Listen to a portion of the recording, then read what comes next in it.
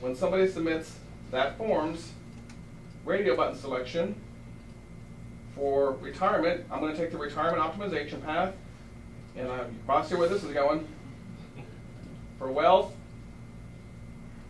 they selected the radio button called wealth management. So rule, rule, rule. And actually, if you wanted to, he did bring up something right here. I could have actually made a fourth path that basically said if no rule matches, this is the default path to take.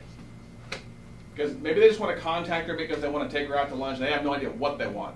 They've got plenty of money, they got plenty of taxes, and they got plenty of retirement. Then you're here for everything. Okay? So back to my campaign. Now the meat of the work comes into play is I have to figure out how I'm going to market to all of these different kinds of services. Any questions at this point? Nope, we're all still good?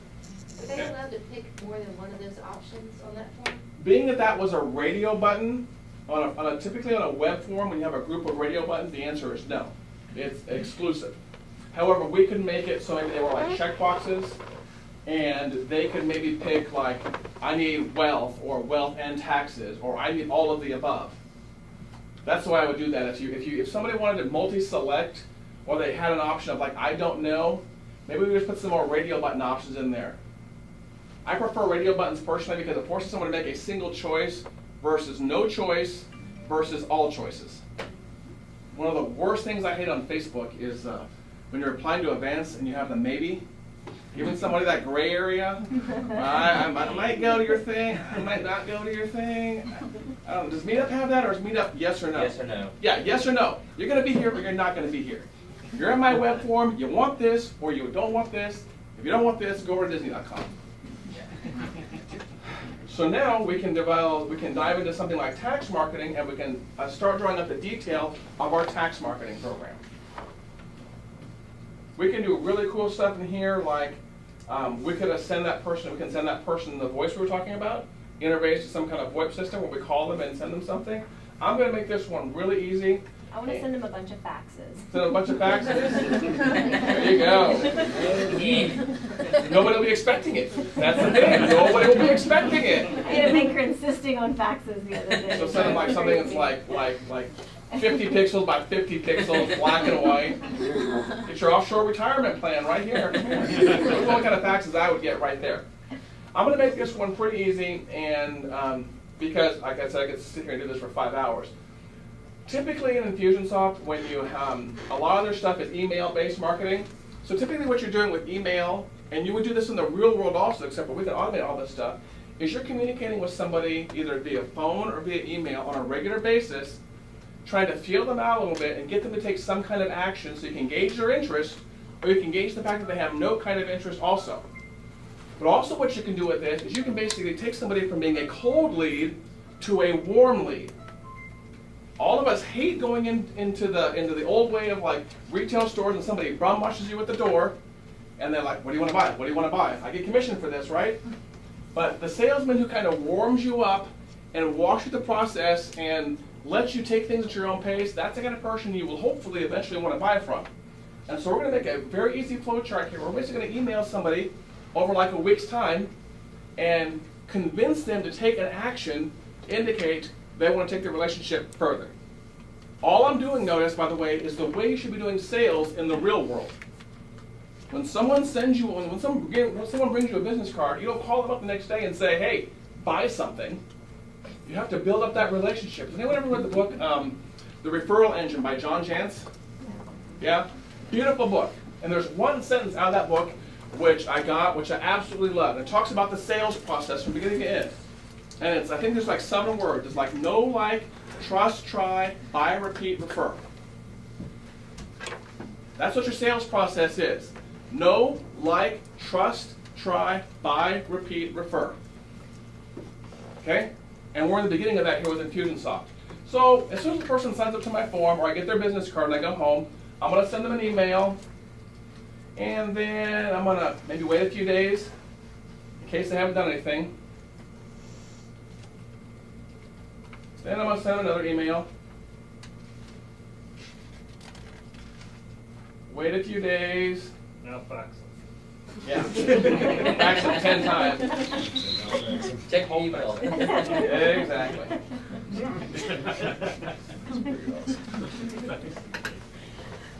So this is a very simple Infusionsoft email campaign right here.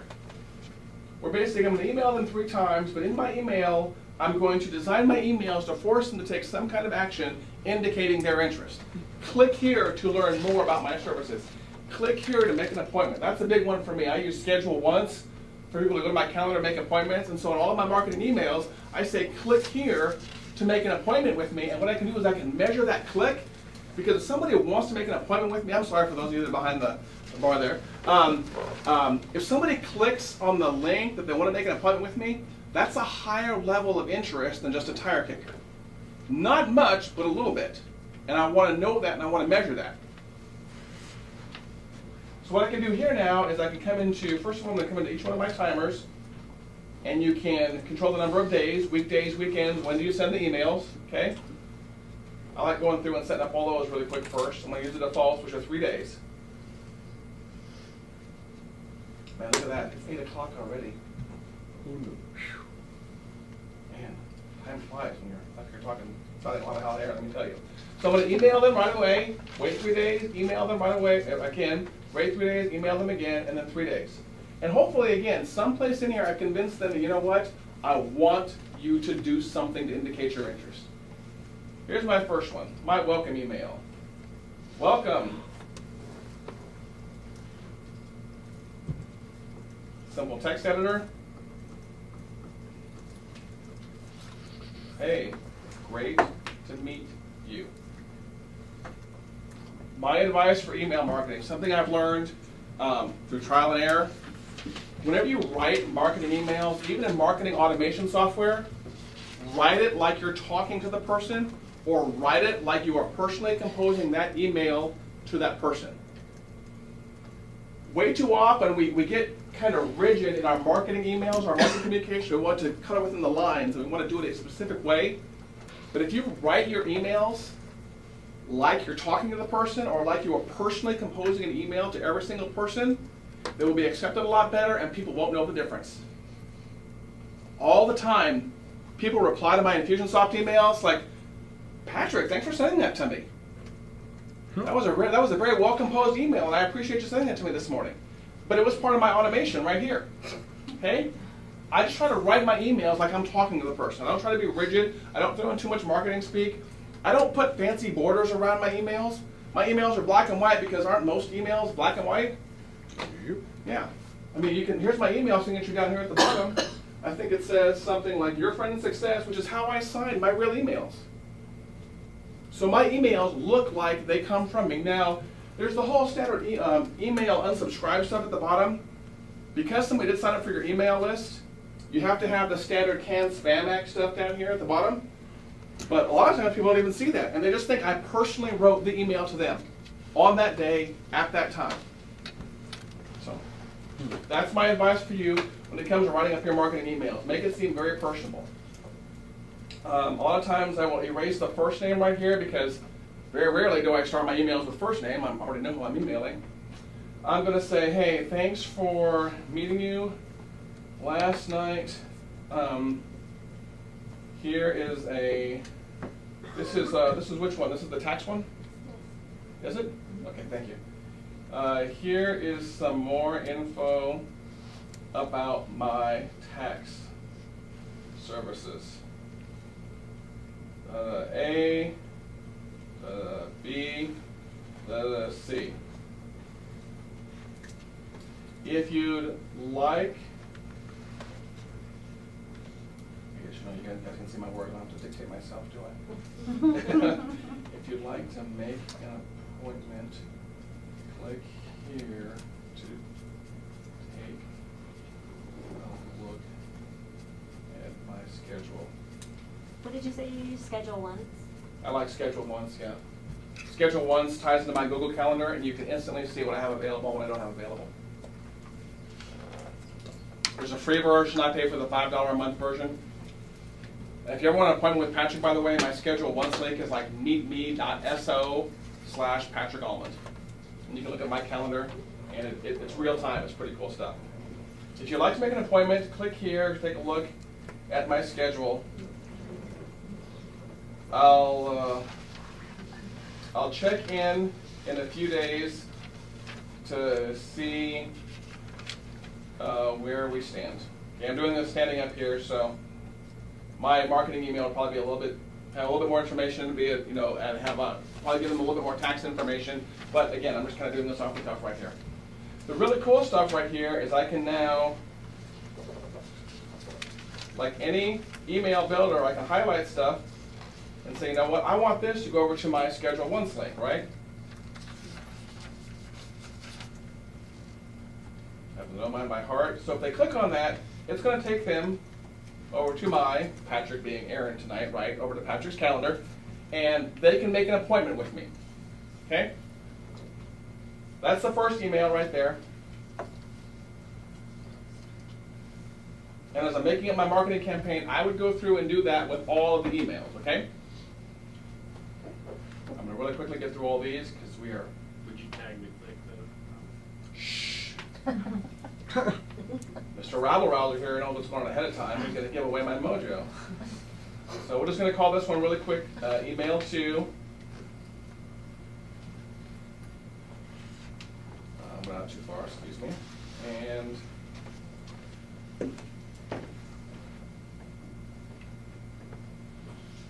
we'll call this one email 3. So in my marketing processes, by this point in time... Oh, you didn't change it from draft. Yeah, she caught me. I'm going right back in there. Did I get all of them? Okay. So at this point in time, after I've sent somebody 3 emails, they should have made a decision, or hopefully I have caused them to make some kind of decision to indicate a further interest or maybe wanting to take the relationship further. I've written my emails, hopefully, with a call to action in every single email. In every one of your emails, every one of your marketing emails should have a CTA or a call to action. Call me, reply to this email, click here. Every single one of your marketing emails should have some kind of CTA so you can basically force them to indicate some kind of interest, okay? And again, that's regardless of Infusionsoft. And every marketing email you send should have some kind of CTA in it, okay? So that's the tax marketing one. Now, as a result of tax marketing, I want them, because I put links in all my emails, right? I want them to have indicated some kind of interest. So I'm going to come back here, because remember I said every business process has a goal? We're back here again. The goal of the phone calls, the Zero Advisors on the web was to fill out the web form, right? The goal of this email process right here is for them to indicate interest. Come on. Sorry, I'm going to put it down here. Now, I want to make this one really simple. The goal of that entire campaign is to get them to indicate that they want a meeting. Okay? That's our goal. Drag it right here. How do we know that they want a meeting? They click there. They clicked in one of those emails, right, that says, I want to look at your schedule. So they've gone off already and looked at my schedule and booked an appointment, but I also want to basically stop them from getting any more marketing, any upfront marketing. I want to take them on a different marketing path now that I know they have a different level of interest, right?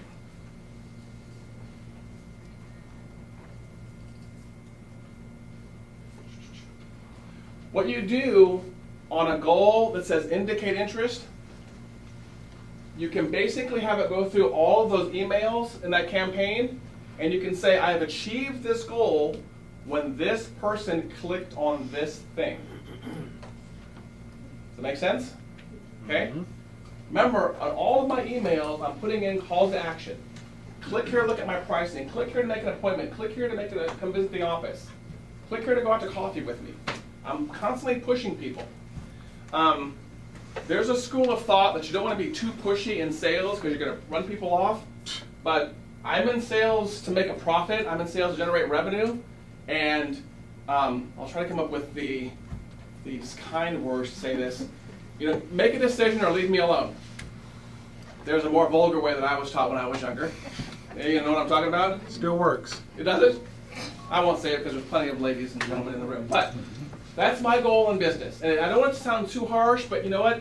You're not in business to make friends. You're not in business to have cappuccinos all day long. You're in business to get rid of the tire kickers or make good money off the ones that aren't tire kickers. So, this person was indicated interest by that one link. So I went to the email. If I had multiple emails here with links in them, they would all be here. And I could select which links and emails indicate what kind of interest. Because I only did first email because of time, there was that only one here. If you'd like to make an appointment, click here. That right there indicates they've achieved that goal. So, processes, goals, processes, goals. To tell you the truth, out of the retirement optimization, to tell you the truth, I probably want them to indicate the same goal, so I would drag that right here. And my wealth membership and the demo I set up for you, and actually I'm going to show you what that looks like real quick. I want to give you guys some time for some Q&A. The wealth membership one is actually I set that to be like a monthly membership program. So here's what it looks like. Here's what my finalized guys look like if we had like another 2 or 3 hours probably. But you know, retirement consulting and tax consulting indicates interest. I basically want to get them on the phone. But this one's a monthly membership program. I'm actually going to send them to my shopping cart to buy something.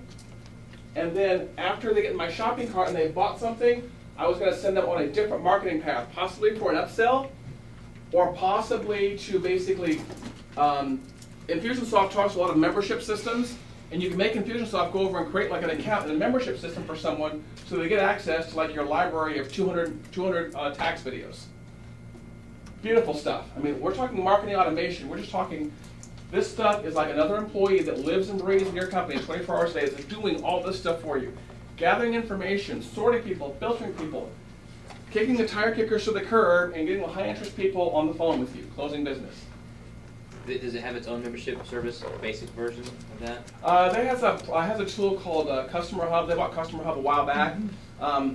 Not my favorite. I have no problem telling you that. There's no Infusionsoft people in the room, but I would tell them that to their face. It talks to like several different membership systems. Customer Hub is one by default. Talks to Wishlist Member, which is probably one of the more popular membership programs out there for WordPress. Talks to something called iMember 360 also, which is really good, and also talks to WordPress. I tend to keep all of my protected content in WordPress and make Infusionsoft talk to that stuff. So that actually takes us right under an hour, and I want to leave a little bit of time for you guys to see either have me show you something specific or open this floor up for Q&A, because I can go on for 3 or 4 hours, really. Yes? I have a question. Yep. Let's say that they get to the point, to the second indicate interest right there. Right. And you've sent them those 3 emails or whatever, and they haven't actually reached that goal. They never clicked on anything. Right. Would you just set up another option, like another goal or something, or a decision diamond or something like that to say they didn't indicate any kind of interest, and so I'm going to send them to this marketing thing, and then, sorry, last part of that is, once they get to there, does it have to have like an end thing, or can you just put them on like, the marketing thing is my monthly newsletter? Oh, goodness gracious. I did not plant that, but that is a perfect question. I did not plant that, but a perfect question. What she's saying is if somebody gets all the way through here and they have that indicated interest, what do you do with them? They might be a client later. Has anyone ever gotten a call like a year or 2 later for someone to give a business card? It's like, remember me? I met you 2 years ago before you had kids, and I gave you a business card, and you live in a different state. Can we do business now? That happens. By default, what Infusionsoft does is as you're walking this campaign, if you indicate interest, it stops this whole thing and takes you out to another workflow, right? However, if someone doesn't do anything, they will come all the way here to the end, and what you can do, one of the things I do by default, is I basically apply another tag to them to basically indicate low interest or put them on my newsletter list. Are you guys doing like some mind-melding stuff back over there? You guys are thinking really hard, aren't you? So what I can do is come over here into my list of processes, and I'm going to put another tag on them. As a matter of fact, I can apply a tag and take off a tag. I'm not going to take off a tag because I know they initially came in interest under taxes, but I want to apply another tag because remember at this point in time they've indicated they have not taken any action. It's possible they never even opened up my emails. Fine, I don't care. They're not interested. They're over in the 80 bucket, right? They're not in the 20 bucket. They're over in the 80 bucket. I'm going to come over here. I'm going to apply another tag called newsletter.